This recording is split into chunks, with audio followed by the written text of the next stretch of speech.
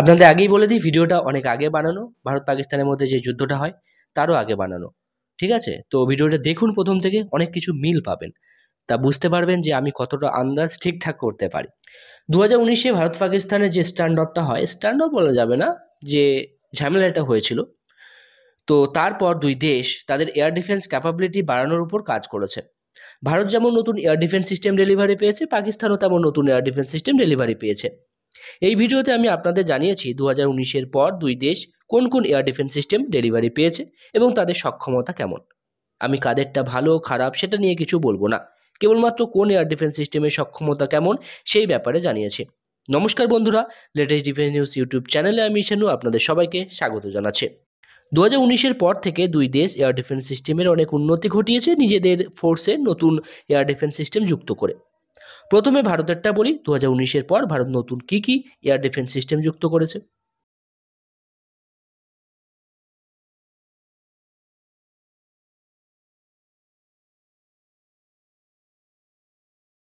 প্রথম হলো আকাশ 1S বা আকাশ প্রাইম।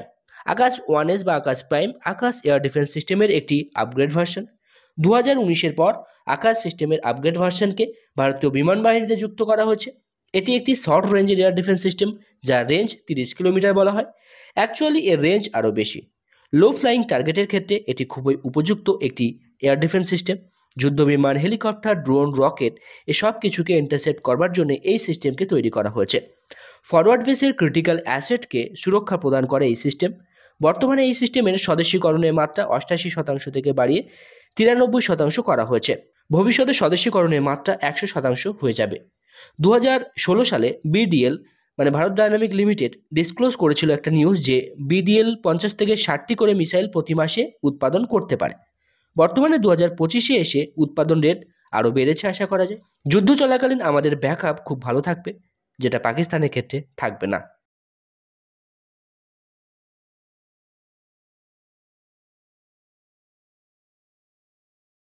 দ্বিতীয় নম্বর হলো বারাক 8 বা MR Sam, medium range surface two air missile system. এটি ভারত ইসরায়েলের সাথে সংযুক্তভাবে ডেভেলপ করেছে এবং ভারতে এটি তৈরিও হয়।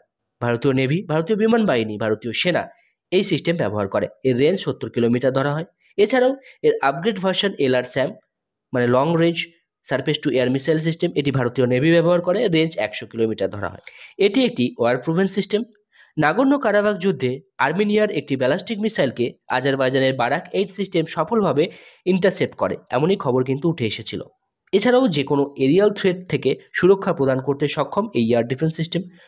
উদাহরণ দিয়ে যদি বোঝাতে হয় তাহলে বলবো aircraft, helicopter, drone, guided unguided missile, ballistic missile, cruise missile সব রকম এরিয়াল থ্রেটকে নিউট্রালাইজ করতে সক্ষম এই সিস্টেম।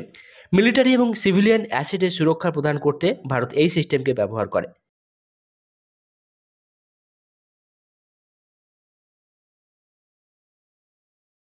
3 নম্বর হলো S-400। আমরা সবাই জানি ভারত রাশিয়া থেকে লং রেঞ্জের এয়ার ডিফেন্স সিস্টেম ক্রয় করার চুক্তিতে স্বাক্ষর করেছে। 2021 সালে প্রথম ডেলিভারি পায় ভারত। 5 রেজিমেন্টের S-400 ডিল সাইন হলেও এখনও ভারত সমস্ত S-400 ডেলিভারি পায়নি। 3 রেজিমেন্ট ডেলিভারি হলেও এখনও 2 রেজিমেন্ট ডেলিভারি হতে বাকি আছে।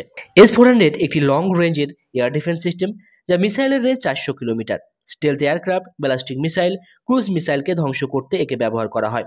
লং ডিস্টেন্স থেকে এয়ারক্রাফটকে মিসাইলকে ডিস্ট্রয় করবার জন্য এই সিস্টেমকে প্রধানত ব্যবহার করা হবে বা হয়। এই সিস্টেমকে বর্তমানে এয়ার ডিফেন্স সিস্টেমের ক্ষেত্রে বেস্ট সিস্টেম মনে করা হয়। তাই নিঃসন্দেহে ভারতকে এই সিস্টেম পাকিস্তানের উপরে এজ দেবে। কিউআরস্যাম বা quick reaction surface two air missile system, এই সিস্টেমের অর্ডার দেওয়া হয়েছে কিন্তু ডেলিভারি পাওয়ার সংবাদ এখনও পাওয়া যায়নি, তাই এই সিস্টেমকে ধরলাম না। 2019-এর পর ভারত এই 3টি এয়ার ডিফেন্স সিস্টেম 3 বাহিনীতে যুক্ত করেছে। এবারে কথা বলা যাক পাকিস্তানকে নিয়ে। 2019-এর পর পাকিস্তান নানা ধরনের এয়ার ডিফেন্স সিস্টেম যুক্ত করেছে তাদের বাহিনীতে। প্রথম হলো LY-80 বা LY-80EV। LY-80 হলো চীনের তৈরি একটি লো টু মিডিয়াম রেঞ্জের এয়ার ডিফেন্স সিস্টেম। পাকিস্তান প্রথমে LY-80 ক্রয় করে, যার রেঞ্জ বলা হয় 40 কিলোমিটার। তারপর LY-80EV, যেটা LY-80-র এনহান্স ভার্সন, যার রেঞ্জ 70 কিলোমিটার ধরা হয়। এনহান্স ভার্সন 2019-এ পোস্ট বালাকোটের পর অর্ডার করে। এই সিস্টেম প্রধানত এয়ারক্রাফটের জন্য ভালো, মিসাইলের জন্য কিন্তু তেমন এফেক্টিভ না। আপনারা ভাবতে পারেন আমি হয়তো আনবায়াস কথাবার্তা বলছি, অ্যাকচুয়ালি কিন্তু তা না, আমি বিভিন্ন সাইট ঘেঁটে দেখেছি তাই বলছি। এই সিস্টেম এয়ারক্রাফটের ক্ষেত্রে single shot to kill ratio 85%, আর মিসাইলের ক্ষেত্রে তো আরও খারাপ, তাও আবার সাবসনিক স্পিডের মিসাইলের ক্ষেত্রে সেটা কিন্তু 60%, মানে সিঙ্গেল টু কিল প্রবাবিলিটি 60%।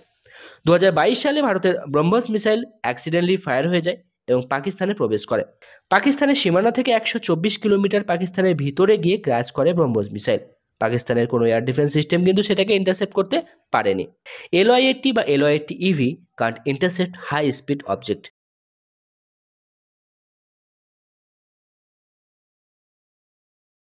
এবারে পাকিস্তানের দ্বিতীয় সিস্টেমে আসি।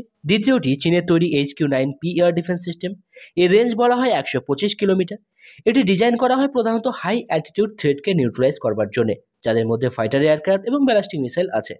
লো ফ্লাইং টার্গেটের ক্ষেত্রে তেমন কার্যকরী সিস্টেম এটি না, কারণ দেখুন ব্রহ্মোস ইনসিডেন্ট হওয়ার সময়ও কিন্তু পাকিস্তানের কাছে এই সিস্টেম ছিল, আর ব্রহ্মোস লো অ্যালটিটিউড দিয়ে উড্ডয়ন করতে সক্ষম।